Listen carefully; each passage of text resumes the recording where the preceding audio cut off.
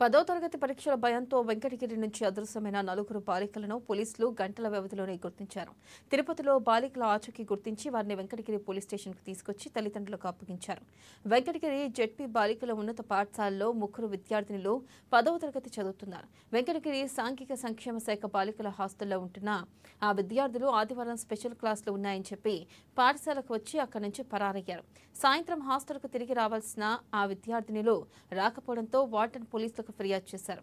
Warden ఫిర్యాదుతో రంగంలోకి దిగిన పోలీసులు పట్టణంలోని సీసీ కెమెరాల ఫుటేజ్లను పరిశీలించి అదృశ్యమైన బాలికలు స్థానిక ఆర్టీసీ బస్టాండ్ నుండి నాయుడుపేట బస్సు ఎక్కినట్లుగా గుర్తించారు.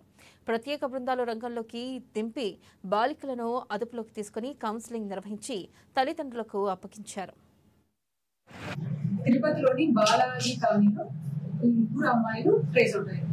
ఎలా అంటే అక్కడ వడ్డరాజు స్వామి టెంపుల్, ఆ టెంపుల్ నుంచి తిరిగి వస్తున్నాగా మా టీం వాళ్ళు ఫౌండ్ చేశారు.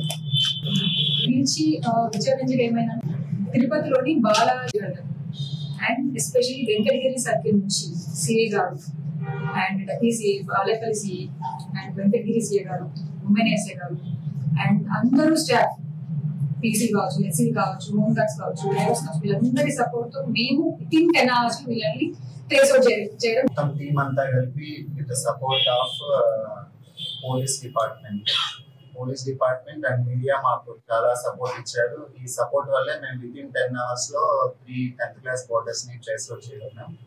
ఈ రోజు ఈ ఇన్సిడెంట్ లో పోలీస్ సపోర్ట్, డిపార్ట్మెంట్ సపోర్ట్ కాదండి, ఇలాంటివి జరగకూడదు